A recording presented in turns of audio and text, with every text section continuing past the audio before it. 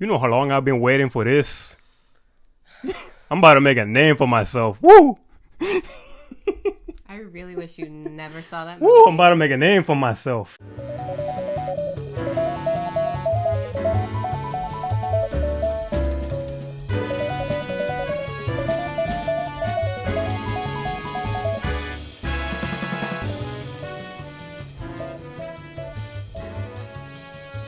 Right here. Anyways, hey guys, we're talking about Alien Romulus. Clearly someone's excited. Woo! Alien Romulus, it's finally here, guys. Welcome to another episode of the Most Potato Podcast. I'm Alvin. This is Jess. She's sick of my shit. Yeah. I'm sick of my shit. Are you sure? And yes, today we're going to be discussing Alien Romulus, and we're going to go into full spoilers here, so if you haven't watched the movie yet, I don't know what you're doing with your life. Go watch this shit and then come back and watch this episode. Yeah. So we're gonna go into full spoilers here, and if you can't tell right off the bat, I fucking love this movie, and you love this movie too. I guess. No, it's a great movie. I don't know if love is the word I would use. It's a strong word. That's fair. Okay, we'll get into that then. What? There's Yeah. I just. We'll dissect it, just like the alien. Oh God. Ew. Yeah, so then this time around, this movie is directed by Fede Alvarez, and I'm going to say it with a Hispanic accent because he's Hispanic. So for all you folks out there that can't pronounce his name, it's not Fede. I've heard you guys say Fede. It's Fede. Say it with me, Fede. Fede. Yes. Fede. I like Fede better. It sounds cute. Fuck you. Yes. Fede. So he directed this movie, and this is honestly one of my most highly anticipated movies of like the whole year. Like everyone was going crazy about Deadpool and Wolverine, which fair enough because the Deadpool movies were good. Mm-hmm. But for me, this was my Deadpool and Wolverine. You wouldn't shut up about it. I would not shut up for like months and months, and ever since it first got announced, I was anxiously just waiting for it. Were you always like, oh, it's gonna be good? Or oh hell yeah! Like, no, I had so much hype for this just because of what I've been hearing from the director and what his inspirations were. Because he sounds like a huge fucking alien nerd. He took a lot of like inspiration from the video game Alien Isolation, a bunch of like comic books that I've never even heard of. He went back to like all the movies and basically cherry picked what he wanted to use for the elements. So. Okay. When I was hearing all that stuff, I was like, okay, there's at least somebody trying. He did his homework. Yeah. Not to say that previous movies didn't try. I appreciated that even the movies that I didn't like tried to do something different each time. Yeah. But yeah, no, I was excited for this project as soon as it got announced. And then when the first teaser hit, I was like, I want this now. I can honestly say I really did enjoy this movie a lot. I know, so much you saw it twice. I did see it twice. Yes, we saw it, this past Thursday night, and then I saw it last night with our friend Danny. He fucking loved it. I can only imagine him jumping. Oh god, I envied all his jumps. Like I wanted to jump as much as he did. It was so fun. I know. So this time around, this movie is set between the events of Alien and Aliens. So you mentioned it's an interquel. I've never heard of that. Yeah, and I'm very sure that was newly made up word. Maybe not. Very interesting. It's like so it's an interquel that focuses on a small group of miners set out to leave their colony planet for a better life once and for all. When the group finds an abandoned ship with the materials needed to make their trip, they quickly come face to face with the most terrifying life form in the universe. This premise has been done over and over with every movie to some degree, but as long as you put a fresh spin on it, it's always going to be a good time, I think. It's just like a very simple story. It doesn't need to be this grand, huge scope that has like so much narrative and stuff. It's a simple It's a freaking murder going on in a space station out in outer space somewhere with scary monsters. If it's an alien, it doesn't. No, it would be procreation for them. That's basically what it is. They're just trying to reproduce. I thought you were gonna say something else. It's just like animal instinct or something. That's part of the animal instinct is procreation. I know, but it's survival. It's killing these people. Yes, through procreation, murderous procreation. It's like nothing super reinventive or revolutionary, nor did I expect anything like that. I've heard some people complain that it didn't revamp or revolutionize the trope, but I'm just like, what could you like it has to be the if same you wanted, alien, I mean, right? you could look back at Prometheus and Covenant. They tried to change the game. They actually wanted to go into more lore and backstory, and financially, it didn't really work out. I watched Prometheus whenever that came out. Yeah, I had no idea what was going on. I don't think it was I cool. ever watched an alien movie fully. I don't think I was ever into it just because Fassbender was in that. And I was like, what the fuck is this? I was like, this doesn't make any sense. I was like, this is so stupid. And then we watched all 3 alien movies. And I jumped in and I was just like, what's this? Like, you especially got hooked on Aliens, the 1986 sequel. I think that was your favorite one. That was the one with like the Marines shooting up the aliens. Yes, yes, it was. So let me ask you, how did you feel about this movie overall? Did you like it? Did you not like it? How did you feel about this one? So I'm not in love with it. It's like, no, it was really good. I had a good time. I think it was great. Nice. I don't know if it's because I'm not like a diehard fan. Yeah, and like maybe there's things I should be like. There's things I can pick at just like as a person completely going into like these not being like a big fan of Alien, but for the most part, I enjoyed everything. I was scared. I was grossed out. That's right. Like, I think it did such a good job. Like, I even like the first like 2 Alien movies, those were really good. I think they did such a good job like making this new story. I had so much fun. Yeah. I walked out of there and I didn't feel the need to complain. That's awesome. Like I just felt, that's good. And I when I walked out, I was just like, "What are people complaining about?" I was like, "I don't understand." Yeah. So I was like, maybe I just need to be like a fan that's nitpicky or something like that. You might be more nitpicky if you follow like all the movies and are very particular about it's specifically lore stuff that they get picky about. Okay, yeah, which I can understand because there's like so much inconsistency with these movies. I personally don't really give a shit about the lore that much, just because I've been one of those people that just like didn't need an explanation for where the xenomorphs came from and the origins of it. I just never cared for it. I liked some of the explanation in like the Prometheus stuff, but ultimately that's not what I really wanted. Yeah. I just care about people surviving in an isolated area from these awful, scary creatures. So I think it's really good that someone like you who has no real stakes in the alien world, who's like basically a newcomer, I think it's really good that you came out of this movie fully appreciating it and fully enjoying it, because that means the director he did his job. Yeah. He was able to bring in OG hardcore fans, and he also brought in new people who've probably never seen an Aliens movie before or didn't pay too much close attention to the movies. Yeah. And they liked the movie too. Yeah. So I think the director did a good job when somebody like you can walk out of the theater and be like, I really like this movie. And I also just didn't feel like this could be your first time seeing an alien movie. Literally. They do a little bit of the exposition is tight. It's simple. It's like it does. There's nothing complicated about this. Like you were, going over the summary of what this, movie entails, and it's basically like you could copy and paste that for the previous movie. Yeah. All right, so let's get into the setup of the story, because I found myself fascinated with like the first 20-ish minutes where there's no alien attacks yet. Yeah. I found myself really intrigued with the world setup with the new main character, Rain, who is another female lead, which I think that's like a classic thing that Alien will forever do, is just always have a female lead. Yeah, because who wants to follow a man? And then so we follow Rain and we see her life as a colonist. This is the first time we actually get to see an active, alive colony. Yeah. Before, we either just see like people isolated in a spaceship, or we see an aftermath of a colony being decimated by aliens. This time around, we get to see what Weyland-Yutani, the company, tries to do with all these planets and stars that they try to terraform so that they can start human life there, and then just basically use them as fucking slaves.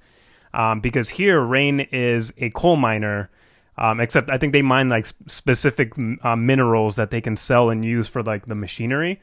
And her setup with the Andy character, who she says is like her brother, but is really a synthetic, an artificial person or an android. Yeah. I love that setup. I love right off the bat that we start off with her wanting to get off this planet and wanting to find someplace with a fucking sun. Yeah. Because that place is like Alaska where there's like 30 days of night, except there's never any sunlight on this planet. Yeah, exactly. I was just like, what? It's like, is it nighttime? And come to find out, it's just always dark. It's just all time. Yeah. All time. Stupid.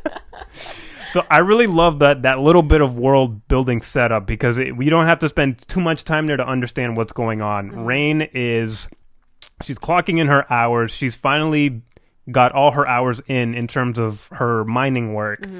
But then she gets rejected with her papers. That bitch changed she messed with the numbers. She messed with Rain's numbers because what is up with secretary people always being little bitches? Like it's just like you try to go in polite and then they it's just like, ma'am, I'm ready to retire. And it's like actually your hours just doubled. Yeah. You got 24 like 1,000 hours. That's basically what it was. I was just like, what? I was just like, I know this computer ain't glitching. I'm like, you better reboot, bitch, because like I'm trying to get the fuck up out of here. That's insane. I was so pissed because I just like I felt that was really relatable. Yeah, no, and I was just gonna get to that. That feels like a very relatable problem that we have here in America, where retirement age just keeps going up and up and up, and then we get little incremental bite-sized crumbs of raises, and this is basically like just a hyperbolized version of that in this movie, where it's just like, oh, you clocked in your hours, that's nice, bonk. 26 more thousand hours. You're stuck here for another 5 to 6 years. Yeah, I was just like, I was like, excuse me,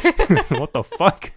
I like that she's with a ragtag group of people that are also trying to get the hell out of there, and I think it's very important that the director chose young adults, teenagers to young adults, to be the new cast, because it's very topical. It feels very timely. I think about like millennials, Gen Zs, and after how we're just gonna be suffering with more and more work hours. The goalpost just keeps moving in society, and you see our younger generations today how like they get more sick of it and fed up with it much sooner and don't tolerate it as much. And get somebody else to do it. Yeah, that's what they're saying. All the jobs, get somebody else to do it because that's exactly how I feel. And I do like that the cast was like younger people, because I think just about all of them, I mean, they're adults, but they all been like orphaned. Like, yes, I think Rain's parents both died, right? Yes, I don't know if her dad, like, if they died together or if however they that never worked explained. Out. They never explained. But one of the guys in the group, his mother died in the mines, like Bjorn, recently. And so, like, he hates synthetics because it was a synthetic that made the call to like leave her and a few people there and save everybody else. Yeah. So it's just like a lot of these people, they're just like, we don't want to die in the mines. We don't want to be here. It's taking too long to get. How much more work do we have to put in to get off of this planet? So I like that a lot. I don't know if anybody had complaints about the cast being like young people, but it works. It works. Yeah, it worked perfectly fine. And the whole cast is talented. They don't. A lot of characters don't have that much to do in terms of like maybe dialogue or action, but everything that we see, I believe the characters, even down to like the characters that have the least amount of lines, they put their whole foot in their acting. like it's insane. Andy being the standout for me. I think for me, Andy is the protagonist. I know. I just want to hold him with his little eyebrows, just making all those expressions. I was just like, oh. I really love the Andy character. I love that they always see these alien movies, whether they're good or bad. They always change up what they want to do with the android. Sometimes they're nefarious, sometimes they're good. This time around, he's a good person overall, or a good being, but it also comes to a point where he gets into a gray area once he gets reprogrammed. But his setup was, I think, really, really like beautiful. It just hooked you into the character right away. You see that he doesn't act like the typical android. He looks like a person that has maybe some sort of neurodivergent disability. He's very socially awkward and meek. He's easily distracted by things and curious. Yeah. And he also gets bullied by like other people, whether it's other colonists or one of Rain's friends. He gets treated like shit, and he's a very different android. He's technically a malfunctioning android where he has speech impairments and his motor skills aren't up to par of what they're supposed to be. So I love that they have like a neurodivergent coded character in this robot. And then the fact that he's black also adds like a layer of like, I really want to protect this dude, because when Bjorn gets in his face and says all the mean shit that he says, I'm just like, I feel like you're low-key racist and ableist. I know it's a robot, but it's also not a robot. Yeah. I feel like when you saying it's also not a robot, yes, it's a robot. We get it. But I think the way Rain is with him, it's not a robot. Yeah, it's no different than someone's just like, oh, that's just a dog or it's just a cat. I would destroy the whole world for my dog. You wouldn't stand a chance. Yeah. So it's just like I felt that like when you just like it's not just a robot. Like he's more than that, and you could see the interaction between him and Rain. Like I really wanted to protect that. Yeah. And when that basically got compromised, like with his updated program, I was hurt. I was like, oh, please. I was like, somehow find a way. But I'm like, he's a synthetic. So I was like, I don't know if like he can evolve so much to like fight through it. Yeah. But I loved his character. I really did. Yeah, he was. I did not expect that. I knew they were going to have some sort of android. I hated Rook. Was it Rook? I hated him. I hated Michael Fassbender, whatever his name was. I hated all of them. Great acting, but they were scumbags. Yes, yeah, and we'll get into the reprogramming of Andy a little bit later on. But character setup, beautiful. I love that he tells like these puns. That dad jokes. Yeah, all dad jokes. And they're all written programs from Rain's father who had passed away. Yeah. So he also acts like a surrogate father position as well. And then the puns come useful later on in the movie as well, which we'll dive into later. But great character. I think the setup of Rain was also very compelling enough. You get behind her right away. It's like it's someone you can relate to and you could easily identify with that person. Everyone has been overworked and nobody wants to do that. And to constantly see the goalpost moving, of course you're going to want to take some sort of escape route for that. So I really like the main mission that they go into, which is Tyler, one of Rain's friends, tells her, like, we're going to go into this destroyed, abandoned like research station, and we're going to take their jet fuel, and we're going to take their cryopods, and we're going to fly off to Ivalga, which is a planet that's 9 years away in travel. And they need the extra fuel for the sleep pods so that they can make the trip. Yeah. Because they ain't got no food, no water, no nothing. So you're not going to survive a 9-year trip without being in hypersleep.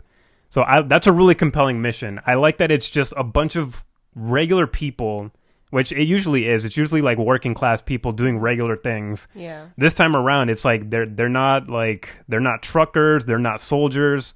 They're miners trying to get the hell out of America. Yeah. Because I was wondering that too. I was just like, how are they going to get these like cryotank thingies into their ship? I was always, because I was like, it's 9 years. I mean, y'all young. I was just like, y'all could stop at the nearest Space 7-Eleven and pick up some like snacks. They must have some, because they can't go back to where they came from. Because I don't know. I also was just like, aren't there any cops to stop them from doing this? From like just blasting off? I was gonna bring that part up. That's my one nitpick. Yes, I have a nitpick, everyone. That's my one nitpick. We'll get into that. But I was also just like, why can't they just like? It's 9 years. Y'all be fine. Y'all young. You think that this is an optimistic future here in these movies. These movies are mean-spirited and pessimistic. I know. Ain't no 7-Eleven outer space convenience places anywhere. Wayland wants you enslaved in whatever star they put you in and work you to the bone. Yes. So that's what's going on. But you mentioned that there's no cop presence with this abandoned station, and I agree. That's something that stood out to me in my first viewing of it. I ignored it the second time because I was like, I already know what this is about, but...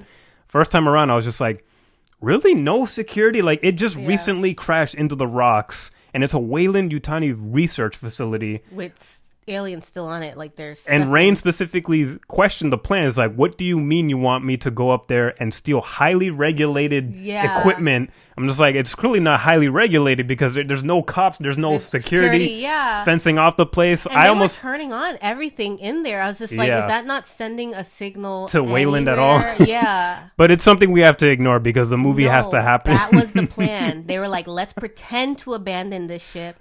Someone's going to come and try. We're going to impregnate them and get them back to Earth. Yes. But no. But it would have been really interesting to have like space sharers come around and like get in the way of it and maybe chase them around for a bit. Or like synthetics doing that. Could have been cool, but it also doesn't really affect the movie that much. It doesn't. It's a suspension of disbelief type of moment where it's just like, Okay, hyper mega conglomerate that owns all of space basically doesn't have cops around their abandoned material. Either way, it was something that you had to kind of suspend your disbelief for. I don't think it really ruins the movie, but it is something that stood out to me. I'm just like, I was like, where's the police? The mission is intriguing enough. I think it's very compelling. A bunch of people just want to get off that planet and finally find a life where they don't get overworked. In terms of the side characters, how did you feel about this cast overall? Do you have any complaints about anybody? Do you have any favorites? Andy's a favorite. Andy's my favorite. We did establish that just now.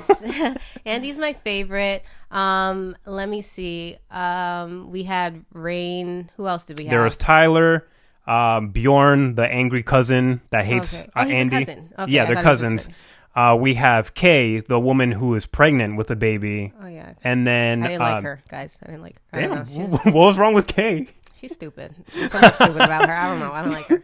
Maybe later in the movie, yeah. And the pilot, Navarro. Yeah. She probably has the least amount of characterization besides Kay. She was literally just the pilot. Yeah. That was it. And she didn't have a lot of lines either. She was like the first expendable. We see her in the trailer. She obviously dies based off of the trailer. Yeah, she was. I liked her. There wasn't much to her, but I did like her. I was gonna say I liked that she died first, but I didn't like that she. I liked how she died first. I don't know. I thought it was she did good job dying first. Very good job. That was her very first acting gig, apparently. Oh, really? I read it recently. Good job dying first. You did a good job. I liked it. It was good. What a great way to start your career, dude. That's awesome. Yeah, I couldn't stand the Bjorn guy. He was constantly angry. I like the way he died. Very interesting, yes. Yeah, I was just like, did you not know about the blood, the acid blood or whatever? I don't think he did. I think they learn about that like later. Yeah. So, I think I just liked Andy. I think I just like. He has the most characterization next to Rain, and then everyone else is kind of like they have personalities, but they don't have much history that we learn about. Which we don't really learn much history about characters in general in the Alien movies, but there's usually a lot of talking with each other and bouncing personalities off of each other. Yeah. Here, there's a bit of that, but I don't think as much as, like, say, Alien 1 or 2, where you have different people with different personalities butting heads. Yeah, it happened a bit, but it could have been beefed up a little more, I think. Because Bjorn is one of the people that really pushes back when it involves having to work with Andy to retrieve the sleep pods and the fuel. Why? It's because the synthetic with his mom being left behind in the mine. So I was like, okay, that makes sense. I bought into that. Yeah, but I was just like, all right, I'm not saying you need to relax. Relax. We're doing something. And I think I can't stand characters like that. And you got to have at least one character like that. It's just like we are on a mission. Like, let's focus here. Yeah. Like, we could go to therapy later. But I was just, I couldn't stand his character. And then Tyler, I thought he was like growing on me, but he was like the usual straight man. That's like the man who's like trying to be heroic and trying to get the mission done. He's a decent guy, but there's also not much else. There's not much else to his character. And then I feel like that's why he also had like the sister character. Yeah, I don't know if they just needed somebody that was like, I don't know, just totally helpless in there, because she wasn't doing much, but like she was more of a plot device in this movie. Yeah, like for closer to the end. Yeah. I did like the acting, how emotional he got trying to get her out of that room, and then Andy. All their acting was amazing. Whenever it's time for them to get scared, they turn that shit on. Yeah, they did a good job. Yeah. I think Andy's just my favorite. Everyone else did okay. Rain, it's funny, she did a good job, but I just didn't connect enough with her. I don't know if you felt. I felt the exact same way. I feel like there was moments where she could have shown other sides of her personality, specifically with Bjorn and how he really picks on Andy. She could have gotten his face a lot more to defend Andy, because even though she understands that Andy's an android, she doesn't feel that way about him. That is her brother, and that is her only connection to her family left. Yeah. And for somebody to disrespect that, whether it's an android or not, I feel like there should have been more pushback from her to defend it. She's more docile than some of the other female leads that we've had. Yeah. When it comes to like conflict with other members of the team. And that's why I couldn't connect with her so much. I feel like because I feel like you would have been punching this dude in the face if it was your android getting insulted. Yeah. Because even I would get to that point, I think. I would. I definitely would. That's why I was just like, why did she? So it was only when it was like her and Andy. Mm-hmm. Then I was like connecting with them. That's when it shines the best. Yeah, or I was just connecting with him alone. Mm-hmm. But when it's just her alone in like moments that she had, I wasn't connecting enough. Yeah. You know? So. That's fair. Yeah. The first initial attack with the facehuggers, that was really good. That was just, I did not expect the facehuggers to be so aggressive and intense. Mm-hmm. They tend to be just the inciting incident where like then things start happening with the xenomorphs. Yeah. But Fede just decided, no, fuck that. Let's make the facehugger scarier. Let's worry about this for like a good 30 minutes before you see the big bad. Yeah. And I love that Fede decided to change that up a bit. It's an update from how the facehugger usually acts, because usually it just goes on your face and then it kind of like dies off once it nuts in you. I know I'm vulgar. I'm sorry. Okay, Alvin. Once it impregnates you. Uh-huh. Okay. Professional. This time around they were like, it was like a scene from Jaws or some shit where like the crew gets stuck trying to retrieve the fuel for the cryo sleep machines, and they're just it's a foot of water going on, and then the freaking face huggers get awakened when they accidentally trigger an alarm. And it's just like, oh god, they're so flexible, they're so nimble. It's even scarier because they were always nimble before, but they have more of a stiff motion. Because these are remote controlled ones too. Most of it is not CGI. It's not dogs dressed up in It's not dogs dressed up in alien costumes. And so when we see like the facehugger attacks, I don't know, it really scared the shit out of me. I don't know how you felt, but for me, I was like kind of gripping my seat. Yeah, no, I was like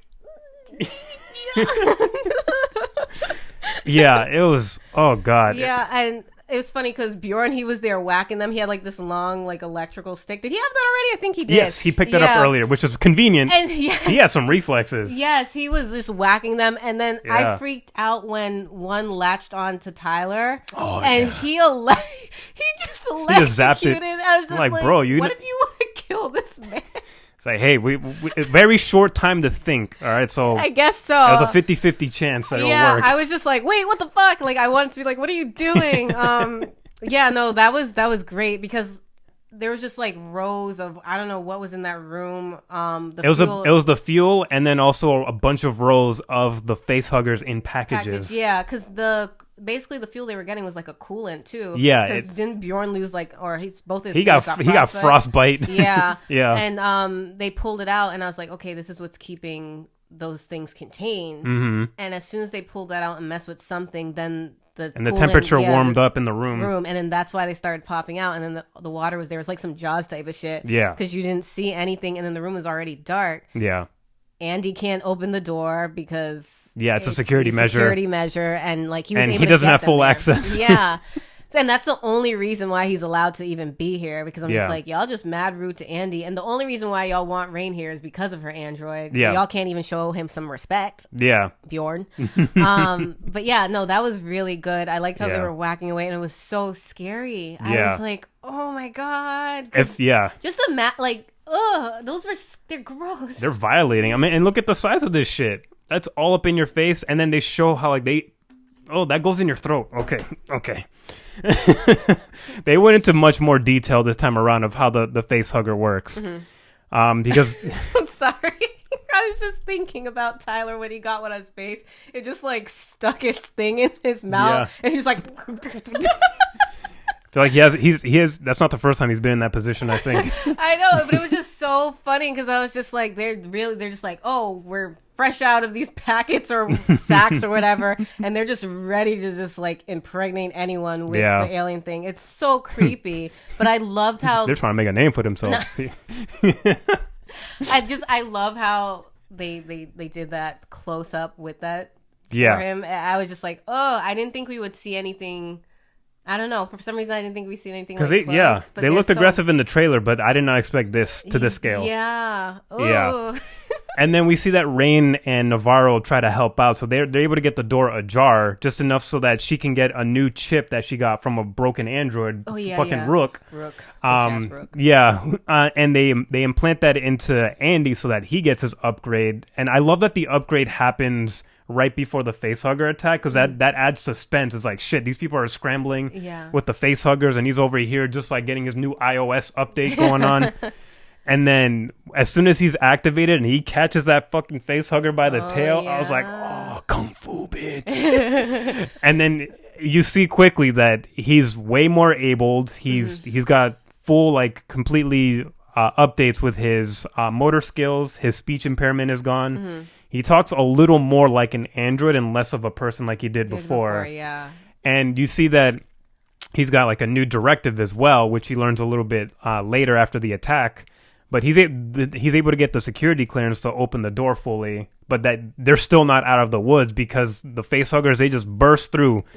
And then when they get to Navarro and impregnate her, it was vicious. It was really gross. And when they pulled it out of her finally, when it was done impregnating, and they improvised using one of the cooling fuels to like break off the tail. Oh God, I was just like, all right, I know she's gone, but how is this going to play out? Because this is the first time these characters have ever witnessed any of these creatures, but we as the audience know what's going to happen. It's just a matter of like, how is it going to play out? And we know it's going to be chaotic.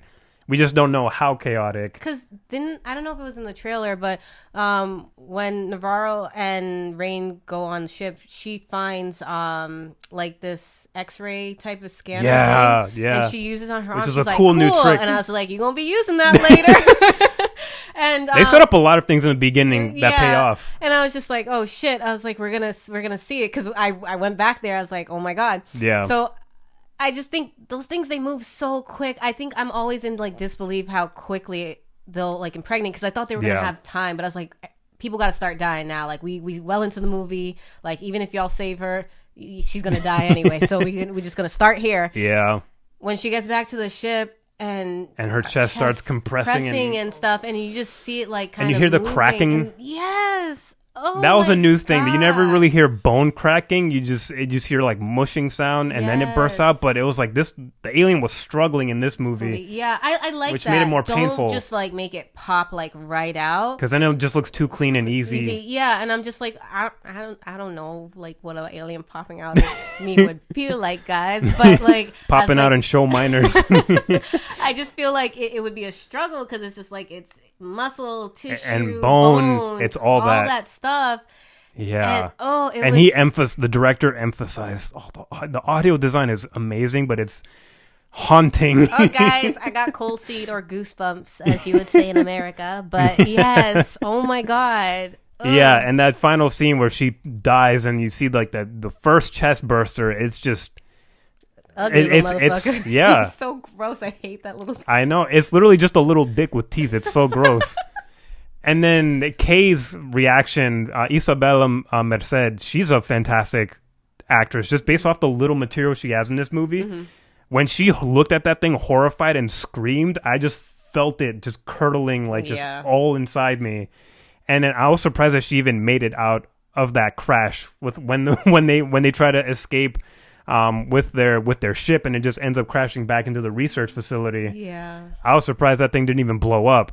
And it's funny because I think we cut back to the other people that were on the ship, and we leave her there like screaming and freaking out with the alien taking off and running away. And I was like, oh my God. By the time we get back to her on their ship, that thing's already like set up. It's already a teenager. Like I said, it always surprises me how quickly these things grow and evolve. I feel like it should be slower.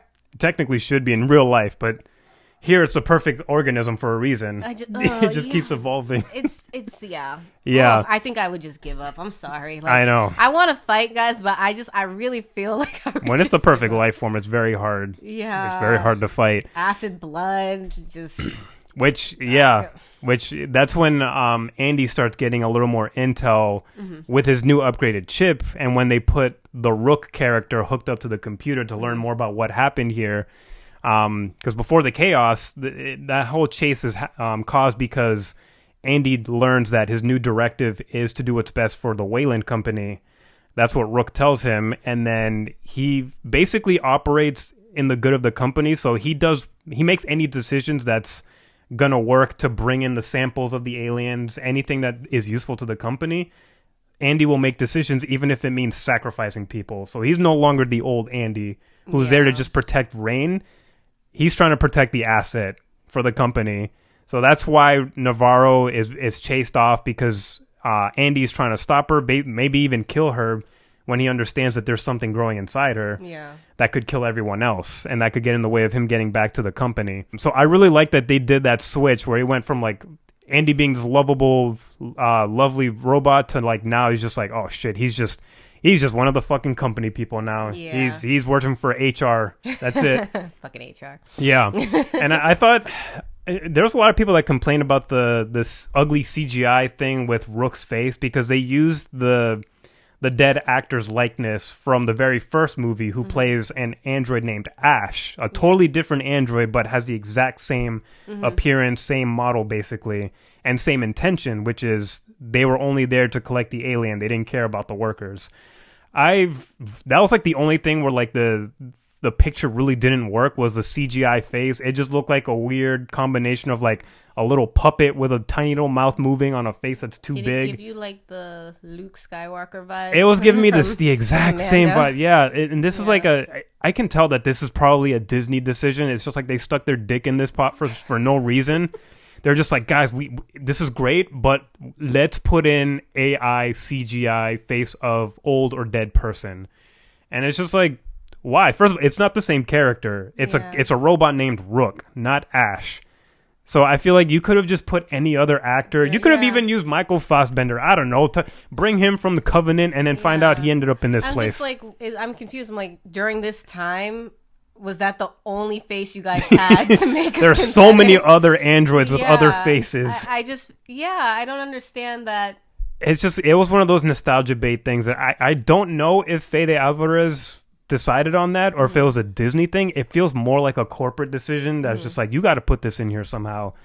And it wasn't so distracting. I was fine for the most part, but it's also like, I'm already not a fan of Disney resurrecting dead people or older people. It just never looked good. They've been doing this since like as far back as like 2010 with Tron Legacy, and it's just like, it's barely ever gotten better. And then two, it's like, there's the whole thing with like getting permission from the family and stuff. Like, I hope they did do that at least. Disney's like, fuck that, they could sue us and we still gonna get away with it. Fucking Disney.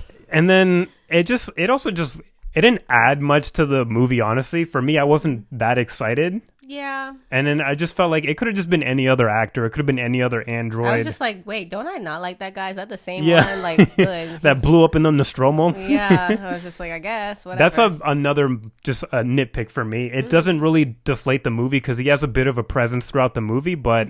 He's a little shit. He's such a little piece of shit. This fucking company is so ass. They're so evil. But it's like, I didn't like it, but I also was like, well, it's not too distracting either. It's just something that I could have lived without it. Yeah. It wasn't a huge distraction for me. But I did like, I like the usage of that character that basically rewrites the programming in Andy, because now that creates tension with Andy, Rain, and everybody else that is just concerned about getting their life protected and getting off the ship. Yeah. And Andy's just like, well, we can do that if it coincides with my mission. With bringing alien stuff to the company. So I liked how they just emphasized how, yes, he got an upgrade, but it's not a good upgrade. Yeah. I want my broken robot back. I want my broken bot back. So now we get to the xenomorphs. So you mentioned earlier that xenomorph went through puberty really, really fast after the plane crashed. That's when Kay was like trying to find a way off. Yeah, and trying to regroup with everybody. And then Bjorn comes up behind her and like stops her. Because that's when she discovers the cocoon. And she's trying to get through a gate and she sees that cocoon and she's like, what the fuck? Yeah, and then he's like, be quiet, and he takes his giant like electrical rod thingy. It was a worthy attempt, Bjorn. Worthy attempt, but the visual. If y'all see it, it was really weird. It was a weird visual. Very sexual in nature, which that's what the Alien franchise has always been. It's always been an assault on the senses sexually. Yeah, so I was just like, ugh. All the imagery is phallic and vaginal. I was just like, really, you think that this is gonna work? I mean, it could have. I honestly, if I was in his position, I probably would have tried that, because I'm like, okay, it's not fully developed. And maybe it's like killing a fetus. I don't know, just zap it and then fry it and it won't grow and it'll die. But that didn't work. I don't know. Maybe I'm just a little bit too suspicious of everything and everyone. I would just be like... I would have tried it. Yeah. You would end up like Bjorn. Yeah, he doesn't even get killed by the alien itself. It's like he gets stabbed up with the tail, which stabs him right in the eye. Oh, yeah. And he really just dies from like the alien bleeding acid on him. Yeah. That's before the alien even emerges from the cocoon. I know. I'm just like, damn, you could get a body just like that, just by being wrapped up in your cocoon and bleeding on him. Ugh.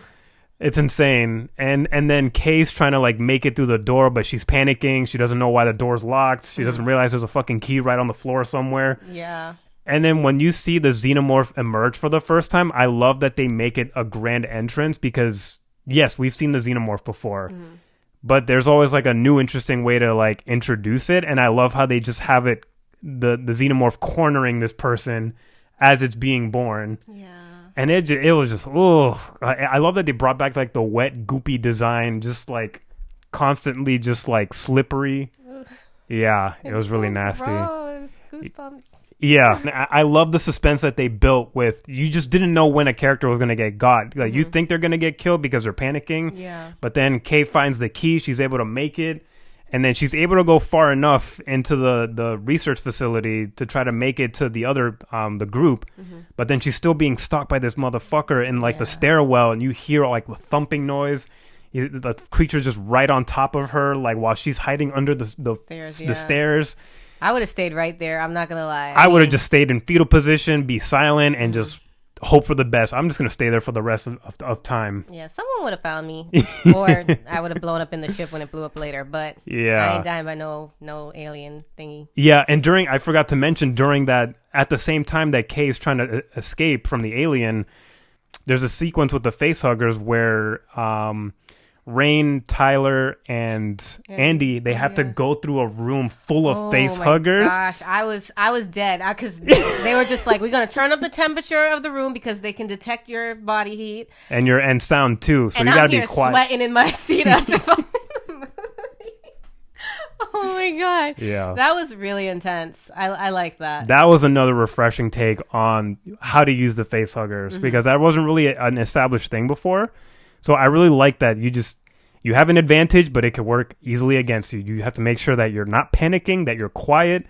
The room has to be the same temperature as your body so you can be invisible to them.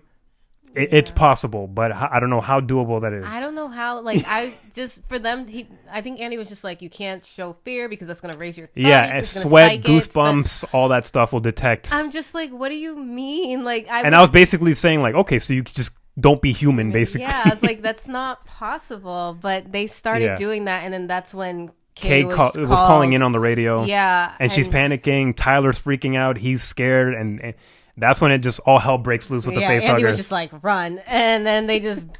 Yeah, I was like, oh my God. Yeah. They got away, though. And then they got away. And then almost locked Tyler out. But he's like, I calculated this fine. I was like... He's like, did you know he was going to do with a cha-cha slide across the floor? I don't know. I think you're making excuses. And then when they finally all reunite, while they're separated by the locked door, we see the xenomorph is about to scoop up Kay.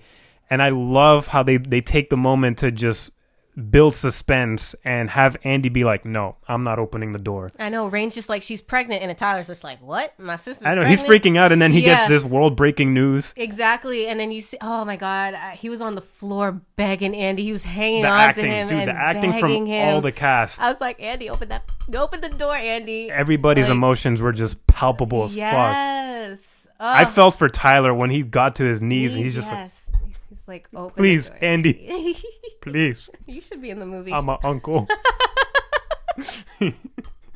Oh my gosh, yeah, no, that was really good. But then when Andy just let her get scooped by the alien, just tail through the chest and just be like, ha! Just like a winner for the claw machine. Like, that's what the alien wants, is for us to open the door for her. So that they can get more of us. Her right away. Yeah. Yeah, it didn't attack her right away because it was waiting to see what they would do. Yeah. I was just like, oh, fuck. But I'm like, even before the alien, I'm pretty sure he wouldn't have been able to run or jump across that space. Like, they could have just left the door open and just put the... Yeah, probably. I don't know.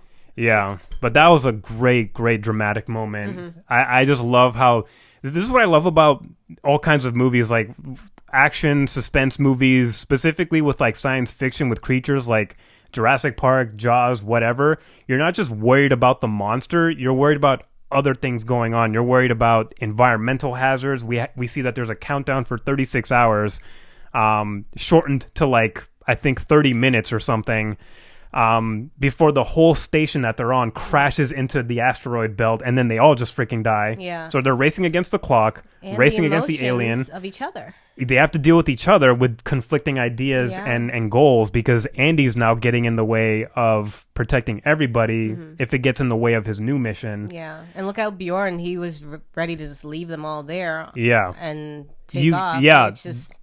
I love that. That's what makes a good suspense movie, is you're not just focused on the immediate threat that the movie's based on. There's other factors that go on. And Rook said that too to Andy at one point. He was basically like, "You're gonna have to make the decisions for them." I love that he specifically says humans. Humans are like. He says that humans can't take the cold path. I'm like, can we unplug him? Can we unplug you and like? I don't even know why he works if he doesn't have his chip, but I guess plugging him into the CPU is a backup thing. But yeah, piss me off. Yeah, no, he drives a major wedge into the group for sure. Mm-hmm. So, and then that's when we start exploring more alien lore that's been set up in previous movies. Because after that incident, we see that they're in the Romulus lab, and they find this weird fluid. It's like a black fluid. Oh, yeah.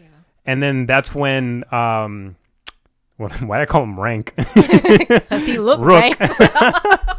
I was thinking of Reek from Game of Thrones.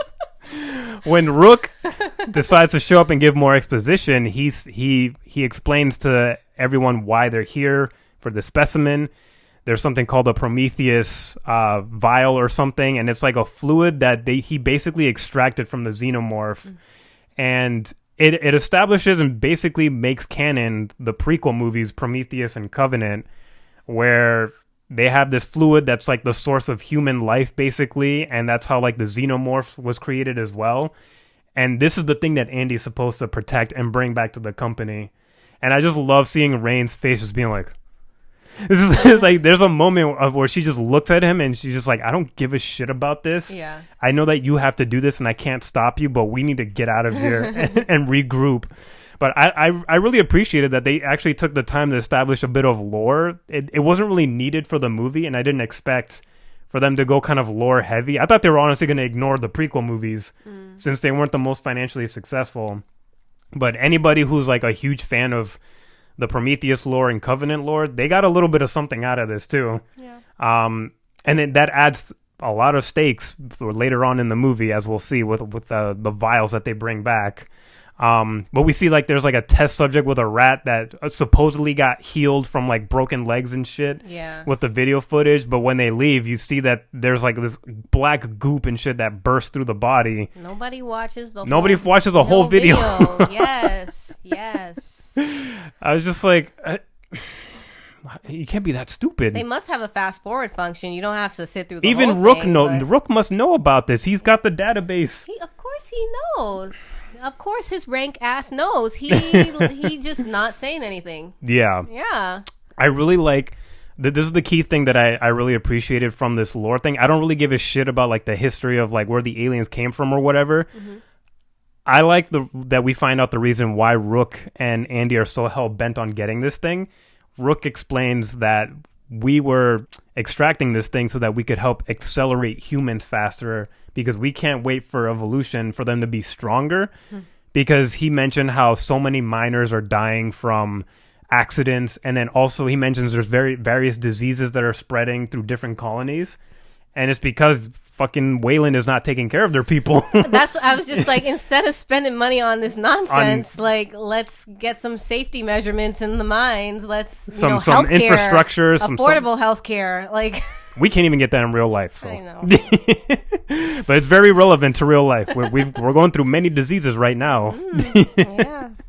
And I really, it's so fucking nefarious, and it's so corporate. I loved it. I love that he explained that, yeah, we're trying to evolve you guys so that you could be stronger work slaves, and we don't got to worry about you dying too soon. And his guts are just hanging out right there, and he talking all this shit. I know. Like, you ain't shit, bitch. You can't even move. You can't even run. Oh, my God. Yeah. So I like that they put in that bit of exposition because that just adds a layer of dread on top of, like, already, like, the fear that you get from these creatures.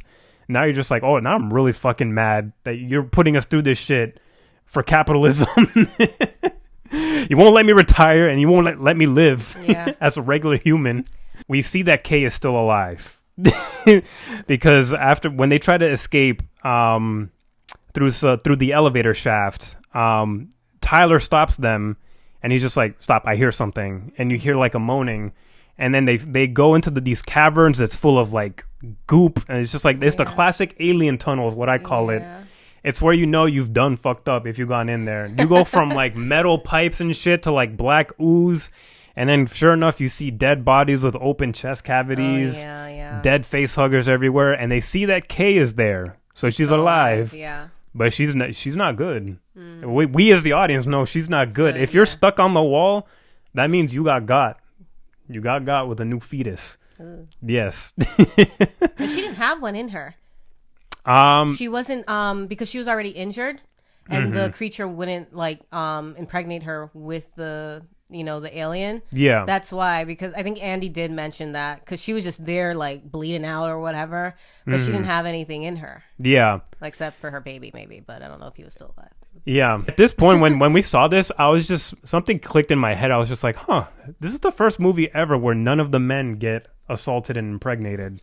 Because usually that's the trope in the alien movies is it's not just women that get captured, it's mainly men that get impregnated by the aliens. And that's something that the original director Ridley Scott wanted to really hammer home. He was like, I didn't want to really scare the female audience. I wanted to scare men. And I wanted them to sort of understand what it's like to have your body exploited like that. And I thought that was really interesting how we don't see any male characters with chest bursters this time around. Yeah. It's all women. That's true. And then I think this is the first time we have a pregnant woman. Well, maybe not the first time, but one of the few times there's a pregnant woman who's affected by the alien, and we don't know what the outcome is going to be. And it's just like, oh, God. I was just like, I know you want to save her. I know she's alive and all, but I'm just like, I don't know if that's the right thing to do. I was kind of on Andy's side. I was like, maybe we should wipe her out. Yeah, write it down. Or just put her out of her misery. I don't know. But she looked like she had the suds. And I was just like, she looked like she was on her deathbed. Yeah. Yeah. Yeah. And I was like, now we got to carry her to like the only escape that we may or may not be able to use. And yeah. So then they try to get her out. And then as soon as they get to the elevator, that's when the xenomorphs start coming out. Yeah. They start crawling everywhere. And then fucking Tyler, man. I know. I don't know why I thought he was going to make it. I had a feeling he was going to go, but I didn't know how he was going to go. Yeah. But I did expect it, but it didn't make the impact any less painful for me because I was like, there's not much to you, but I support you. I like you. Why didn't they impregnate him? Like the alien just like shaved him through the face with his many little teeth. The movies just arbitrarily decide whether somebody gets impregnated or killed. There's no logic that they establish in the movies. It's just like the writer will decide if somebody gets impregnated or just stabbed up by the alien. Okay. So this time around, the xenomorph decides he's just going to kill Tyler. And he dies in a pretty brutal way, which is terrible. I know. It's awful. But it was a noble sacrifice. His sister does make it up to the elevator, and she makes it back onto the ship. Ooh. And Rain gives her the serums, the jar full of serums, and she decides to take it for herself after they first hesitated to give it to her because they're just like, we don't know how that's going to react with you. Yeah. But I feel like at that point, that was an understandable decision, too, because if that was me and I'm trying to survive and there's no life support machines anywhere... I thought the cryo tanks. The cryo tanks, yeah, but she felt like she wasn't going to make it. She looked like she was going to die. Well, she should have done that instead of what? I personally would have injected myself with the Prometheus serum to be like, maybe it'll work. I'm going to get my ass in that little tank and try to set it up, and hopefully I'll make it, or I'm just going to die in this thing because... You don't know what it is. You don't know. You don't know what it is. It's not proven. It's not FDA approved. We saw the footage. Matters. We saw the footage of the rat not surviving, so it is a bad idea. We saw it. They didn't see it. But my thinking is just like, why would I want to inject myself with whatever these creatures are made of? Yeah. Like, yeah. Yeah. Fair point. So, that's a fair point. I guess I'm stupid. You said it, not me. So, yeah. Yeah, so she injects herself, and then we're just like, holy shit, what the fuck's gonna happen? Is she gonna get a break? I feel like I personally thought she was gonna get a break and she would actually get healed, because she, out of everyone there, she goes through the most shit. She is literally only there in this movie to be plot device for things to happen to her, for terrible things to happen to her left and right. I was just like, maybe she finally gets a win. But stupid me, I forget that this is a pessimistic ass franchise. Yes. So then, so she goes up on the ship while Kay goes back to try to retrieve Andy. Oh, yeah. Because Andy gets knocked out by the xenomorph. That's her chance to reprogram him back to regular Andy. She does that shit. We're happy about it because fuck Company Andy. I don't like Company Andy. Yeah. So I like that he comes back. And I was just like, anyone else could have probably been like, fuck that android. It's an android. But I love that the movie kept establishing Rain doesn't see Andy as just an android. So I bought into her going back for Andy, even though she probably could have just flew off with Kay. So then we see they realize they don't have a way up because the elevators already got sent up. Yeah. So what can we do? I don't know, man. We're stuck here. We're going to die. And the xenomorphs are coming after them. And then I mentioned earlier that the puns become useful for a future point in the movie. Oh, Andy's puns, because he makes a joke about like a book about gravity and how he said it was so good he couldn't put it down. Oh yeah. And then Rain just gets this brilliant idea after Andy recites a joke about gravity to her. She's like, let me turn off the fucking gravity. Because earlier they pick up guns, but they're instructed not to use the guns because of the acid blood that the alien bleeds. Oh, and they're on the lowest level of the ship. So they could easily get sucked out into space. Yeah. So now she has an opportunity to use her automatic rifle so that she can kill these things, because now that she turns off the gravity, the acid would just be floating in the air, and then that will give them an opportunity to find a way out. The way that it was executed was fucking phenomenal. I love that we get an anti-gravity scene and she's just chopping away at these aliens with the gun. She looks so badass doing that too. Like it's so cool. And then you see like the acid floating all over the place. Yeah. I was just like, I don't know, how did you feel during that scene? Like, did that feel tense for you? I was stressed out because I think it went back to the like little keypad on the wall with the zero gravity, and I was just like, that shit gonna turn back off or whatever. I know, at some point like, something's gonna happen. And at that point she shoots all the aliens. I think she gets all of them, and almost all of them, all their blood just everywhere. And then she's like, all right, Andy, let's go. And they're just like dragging themselves swimming on the around the air. And she has to like flip here, and then there's just like blood just floating there, and it just looks like green juice, like lime juice, and I'm just like, how bad can it be? But we already all know. And then like she's just I was like, this is really like tense moment. Like, what happens? Like I was like, is she gonna get burned a little bit? Or I thought Andy was actually gonna get like badly burned and damaged, and I was just like, fuck. I was like, now we just came back down here and we just got you back, boy. I was just like, okay. But yeah, that was a great scene. I love, it's so good for a movie to keep things fresh, different sequences that are new types of threats. It's like, yeah, you killed the alien, but guess what? The motherfucker's so perfect, it could still kill you after death. Yeah. And melt you off, or and it could cause... And then the face huggers, those started coming too, and she didn't have enough charge on her gun. She had to, like, wait, and I was like... She shot off a couple face huggers, but they were still coming, and it was like... Oh my gosh. Yeah, so, and then when she almost runs into the fucking pool of acid, and she shoots the gun so that she could propel herself down, I was like, this is cinema. What if that wasn't charged? She was going to have to fart real hard. That would have been me. You know I got that fuel. So then they make it out of the acid, and then they're able to climb up the elevator shaft.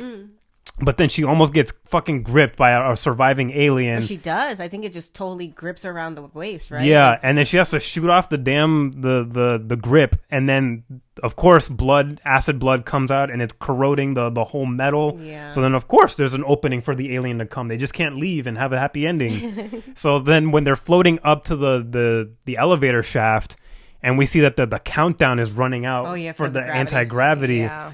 I was just like, no, motherfucker. Like, are you really about to kill Rain? Because they made it look like she was about to die. Yeah. Like, she accidentally drops the gun. She's scrambling to try to catch up with Andy. He's almost all the way at the top. And then it looks like she's about to make it to him. I tried to put this out of my brain, but I was like, she could have just went up to the ladder sooner and then just climbed the rest of the way until because the gravity is going to leave you. But whatever. The movie has to happen with suspense. Like Andy couldn't have gone down a couple of steps and like, grabbed her. Yeah. But it's really like taking care of like a little kid. Like, I know he's supposed to protect her, but like from the very beginning, he just seemed like a little brother to her, not just like a sibling or a father figure. Maybe when she was younger, but now it's like the roles have been reversed. Yeah. So then the anti-gravity turns off, and then she's just plummeting. Yeah. She's plummeting. I'm like, holy shit, are they going to be ballsy and just kill her off? Like, I don't know how that would play out. But then, luckily, a new savior appears. She gets caught by the xenomorph. Yeah. He's like, I'll save you, Maggie. I'll find you. He's like, have no fear. Xenomorph is here.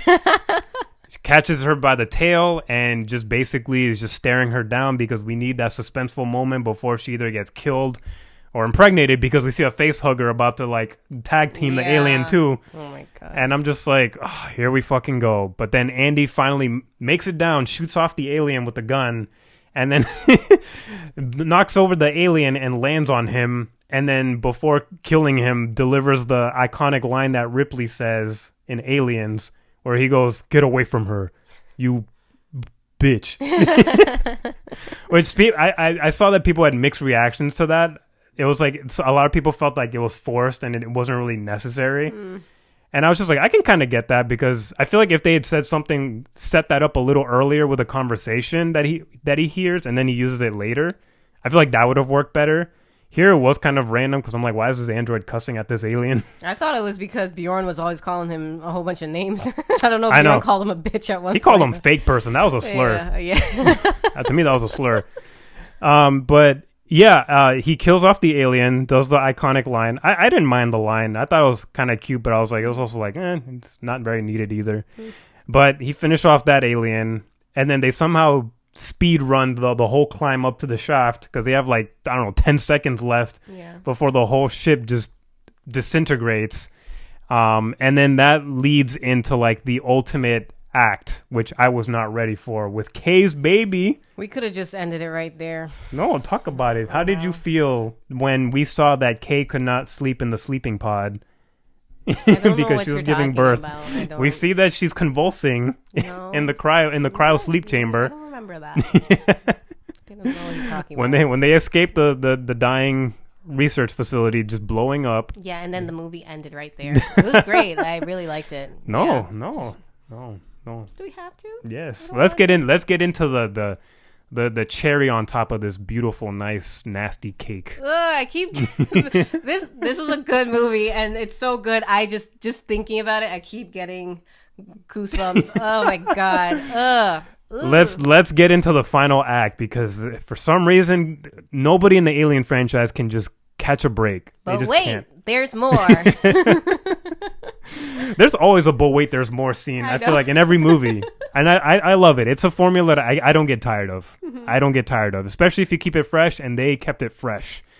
Fede Alvarez, you are a madman. You are mad genius. We see that Kay is about to deliver her baby, and she's convulsing violently. Her belly is engorged. So okay. I thought it was time skip. I'm not gonna lie. I was just like, okay, the Prometheus serum did a time skip in her body, because we're starting to see the effect of the serum, and we see that it's not good. It's having a violent reaction. She starts giving birth. Rain is like, what the fuck? She can't. She's helpless. She can't do anything but bear witness to an egg coming out of her, a fleshy egg, and then it reveals like this thing. It's like a thing, and it's like a thing. It's gross. It's like, and I love Isabella Merced's acting. Again, very few lines, very few like things that she says and does in this movie.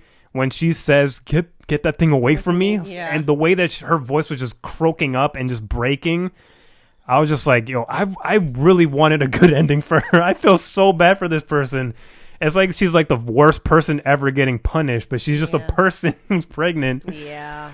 So then Rain tries to play hot potato with this thing, grabs a towel or some shit, and it's quickly burning her hands, and she doesn't know what to do with this fucking egg. Drops it. The acid is just burning through the freaking floor, and it's just like, great, now we have to deal with this it's like another hazard to deal with. It's like, I can't let this egg melt through this ship. We're gonna be gone. So she chases after the egg, and poor Kay is just like basically slowly bleeding out and just horrified. And as we see that there's like a baby face in that egg when it starts unfurling. You know it's not going to be good, because when Kay catches up to it, you just see the shell full of acid blood and acid placenta, whatever it is. And then she follows these footprints that gradually get bigger and bigger. And I'm just like, I thought the xenomorph grew fast enough. This motherfucker is going through 20 years of puberty every 2 seconds. I'm like, this is what Waylon wanted. And I love this little callback that they did with Rain going through this. She's running around in her PJs. Mm-hmm. She got no protective equipment. She got no shoes on. She's just got like her shorts, her tank top. Because she was getting ready to get in one of them tanks too, right? She set up Andy. She's like, listen, watch the ship. I'm going to go lay down for 9 years, and we get there when we get there. That's not what she gets. And it's a nice direct callback to Alien 1 when Ripley is like just basically in her underwear and she has to get in her spacesuit. Yeah. She's chasing this thing around with no type of equipment other than maybe like the freezer thing that she uses to try to fend off the creature. And then we see the creature almost basically fully grown when it avoids Rain and goes back up to its mom, and it just gets up close to Kay and Andy's face, and it's just this ugly, just Yeah, I don't even know how to describe it. So you've seen Prometheus before. You saw like the engineers, like the big bodybuilding white alien dudes. I can't. You don't remember? Yeah. That's basically the face that it has. It has like the engineer face. It's a kind of humanoid alien, but then it's like very long and slender, like the xenomorph, and then starts growing a tail too. It's like a combination of the human DNA, the xenomorph, and the engineered DNA, and it's a bastardization of nature. I'm just like, I did not expect this. Yeah, I was so grossed out. I wanted to like peel off my skin or something. Like it was bad, and it had like this weird like grin thing on its face, and I don't think it was grins. Like, it's just like, why are you being like this? Yeah. Why are you enjoying this? Why are you enjoying this? That's what I was feeling. I was like, is it enjoying this? Like, what's going on? And I thought that it kills Kay. It kills the mom. But feeds on her, too. It feeds on... I really thought that we were going to be able to use Kay. I'm sorry, we keep using Kay for all time. Poor girl. I thought we were going to use it because I didn't think it would hurt her. Yeah, because of the mom. Yeah, but it is a savage. Like that. But yeah. Oh gosh, it's disgusting. Yeah. I'm gonna have nightmares. Yeah, so poor Kay doesn't make it, and we see Rain tries to fight it off with like a freezing extinguisher. That doesn't fully work, so she runs away. And then I love the way that she was trying to run away. She was like partially injured from the attack. She got like tail whipped or something. Mm-hmm. So like she's just like stumbling. She's like, yeah, and the what is it, the freeze machine that she had, didn't that like explode or something? So the temperature, it got freezing really everywhere. So cold. Another environmental hazard to deal with. So she had to get to like the suit so that she could put that on and get protected. Yeah, because like you said, she was in her pajamas. Yeah, I was just like, fuck. I was like, everyone's just gonna die. Yeah. And poor Andy's injured. We can't do anything with him now. Yes. Oh yeah. That thing like cut his throat too, right? I was basically like, slit him. Yeah, and he started bleeding milk. And then the final just confrontation was just, it was really intense when they had to go back down to the depths of the cargo thing, and Rain is trying to disengage everything so that she can drop the alien with the cargo. I love that she's constantly resourceful, even though she's panicking. Yeah. She's over here reading the instructions on how to dislodge the thing. I would have been like, at that point, I would have been super dyslexic. I'm panicking so much. And I've seen you put nano blocks together, or at least try. So yeah. Fuck you. Fuck you. So much tension in this moment, and then just when you see the creature in full size and scale, it is the most horrifying fucking thing ever. And you think it's worse than... It's worse than the xenomorph. It's just, at least I could say the xenomorph is kind of cute compared to this thing. At least it got no face. I was gonna be like, at least we know like this is an alien, but this thing is just an abomination. It's just as deadly, if not deadlier. Yeah. It's longer too, so it's got more range. Ooh. Yeah. So, but then Rain is able to chuck that motherfucker out into space, but she nearly goes with him. I know. But it doesn't go so easily because when she's pulling herself up, there's this great POV shot of her like in her space helmet. Mm-hmm. Again, the audio sound design is amazing. You just hear the sound is mostly muted and you just hear her gasping, a bit of the rubble hitting her body, and it's very quiet and there's so much rubble. And then the fucker just like comes out of nowhere in her face with a great jump scare. Mm-hmm. But then that motherfucker dies anyways. But not before giving us one good final jump scare. Yeah. And that motherfucker flies into the asteroid belt along with the cargo. He survived. I don't think that motherfucker's dead. The xenomorph that came to the Romulus ship, that's the first one that got ejected from Alien 1. So if that motherfucker could survive in a nuclear explosion that close by, I think this new motherfucker could survive a couple rocks hitting his long, lanky body. Yeah. So I wouldn't be surprised if there's like a direct or indirect sequel to this movie and that motherfucker comes back. He's going to come back. To see that. Maybe he'll have the buff body. Maybe. No. That'll be better. Time skip, he gets the neck. No. And then Rain makes it out. How'd you feel about that whole sequence? How'd you like that? Did you think it was necessary, or did you think you would have enjoyed the movie more if we did away with that sequence and Kay and Rain and Andy were able to just fly off?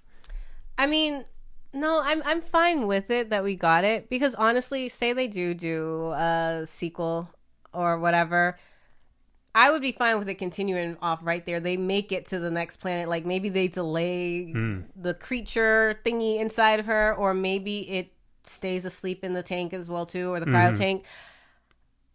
Then they could set it up as, like, they just brought the shit to a new world and just fucked everybody. Like, I would be fine with that, but I think it was fine, because we're just like, okay, Kay injected herself. We saw that. Yeah. Rain and Andy make it back to the ship. Something to be continued. Yeah. And you know what? I wasn't even looking at the time. Because it's like a 2-hour movie. It's 2 hours on the dot, basically. I wasn't looking at the time, so there's no wasted time. Yeah, once they got back to the ship, I was just like, okay, like, this what is else? it. But then I was just like, but Kay injected herself with that stuff, so there must be more time. I have no idea when our movie started exactly. Maybe like around like 8, or no, not 8, like 7:30ish, maybe. Yeah. I can't remember what time it was, so I wasn't keeping track. So I was just like, where are we? Like, how close are we to the end? Is there more? How much more are we gonna go through? And then they just brought out this motherfucker, and I was just like, we should have just ended the movie, because I can't take this. It's so creepy. It's so gross. And it's haunting. Collectively in the theater, you heard everybody squirming and just everybody was just like grossed out. I loved it. I love that. I love when like everyone you have a communal experience. Yes, it's so good, and that's rare to like really happen. Yeah. I feel like everyone was like on the same page. Yeah, I'm glad that we got the experience of like the Thursday night premiere, because that's when you get the nice pop from the audience. If it's a good movie, people will react. Yeah. And I love the way that it ended. I was just like, of course, you can't give these people too much of a break. But I really felt for Kay. Mm-hmm. Justice for Kay. I'm sorry, Kay. I'm so sorry. You were just a plot device, but it was a plot device that paid off. And so then they make it off. They Andy and Rain are the only survivors. Mm-hmm. And this is like the first time we have, one of the few times we have an android being a sole survivor. And he's even put in the sleep chamber, which is very interesting. Yeah. So I'll be curious to see if they follow up with the story with this, or if they just move further into the timeline with new characters. Because I really want to think that they made it to the planet that they wanted to, but nobody ever gets what they want in these movies. Yeah. That's like the funny thing. These movies like to tease a bit of optimism at the end. It always ends with the main characters going in their sleep chamber, logging their their message before they go into their sleep, and hopefully going to where they want to go. She's gonna wake up and she's gonna be right back at work and stuff like that. She probably got to a different department, but she gonna be like, we gotta get her back to work. So you got the night shift, but it's always night. Exactly. Yeah, I feel like something like that would definitely happen, because I find it hard to believe, like you said, nobody policing this area, no security. And the fact that like Rooks was able to, at one point he was gonna take control of their ship to get away. He was telling Kay, he's just like, yeah, he's like, press that button so I can get us out of here or get you out of here. And it was just like super sketchy. I'm wondering, I was just like, is there some way that they sent out a signal to Weyland to know? Because like, if there's gonna be a maybe sequel, not, since they don't even know about this damn ship and didn't care to collect anything. They had to have known about something. Something must have been sent off, because Rooks had this whole agenda. I'm just like, he probably was just like, let me send out this signal or whatever. Because if there's another one, I feel like they just gonna pick up this ship, and that's why Rain's gonna wake up and she's gonna be right back at work. Yeah. So you think there's gonna be a more direct sequel? I would like that. You would like that? I would like that. I feel like... I don't know. I don't know what I want. I didn't know I wanted this movie. I love that this movie was everything that I wanted and more. I think the third act was like the and more. And a bit of like the lore building and kind of confirming that they do acknowledge the Prometheus stuff. So for me, this was a movie that gave me everything that I wanted and more. I leave it up to them to decide what the next sequel will be. If it's going to be something more direct following following Rain and Andy, I'd be up for that. I would be up for that. I would also be interested in like an indirect sequel or another interquel or something. As long as they have a really good story. Would you be fine with nothing? Fuck no, I want more. Oh, okay. What do you rate this then? It's very close, but I'm going to give it a very, very strong loaded potato.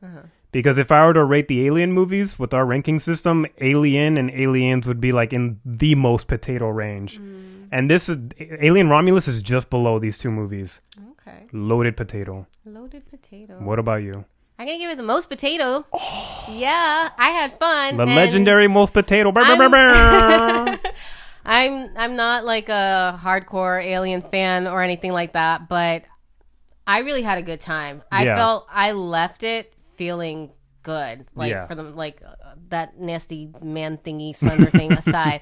I left the movie theater having had a good time. I was just like, this is what you're supposed to feel when you go to a movie. And I don't like gruesome things like that, but at least this wasn't like some serial killer. It could have been worse. Yeah, it could have been. It could have been much gorier, but it was good. But I was like hanging on to everything, and like I feel like that's at least rare for me to do. Like sometimes you leave and you're just like, oh, well, they could have done away with this, or this was too fucking long, or whatever. And I just felt like this had everything. And a good balance of it. Good balance of everything, you know. So I would give this like the most potato. The most potato. That's crazy. I think people should go see it. Yes. And enjoy it, and don't be so nitpicky about everything. But yeah, I had a good time watching this. Nice. Wow. So a most potato and a loaded potato. That means you guys have to go watch this. Do it immediately. You will not regret this. Not too long already. I had fun talking about this. I had a lot of fun discussing. I feel like there's more that I want to talk about. It's just like, but we got all the good stuff out, I think. Yeah. This was so fun to discuss, and I really want to hear what you guys have to say in the comments. Let us know all your thoughts and your questions about this movie. Let us know your theories. What are we going to get in the future? And yeah, I want to hear everyone's opinions, because people have so many different feelings about it. Most people like it, but then the people that don't like it as much, I'm also hearing valid critiques about it as well. Of course. So yeah, let us know all your thoughts in the comments below, guys. Thank you so much for watching us. Thank you so much for tuning in. Make sure to like this video if you liked us, subscribe if you love us, and hit that notification bell so that you don't miss out on new episodes. And find us on all streaming platforms. We're on YouTube, we're on Spotify, Apple Podcasts, all sorts of good stuff. And yeah, until the next time, guys, we'll see you later. Bye.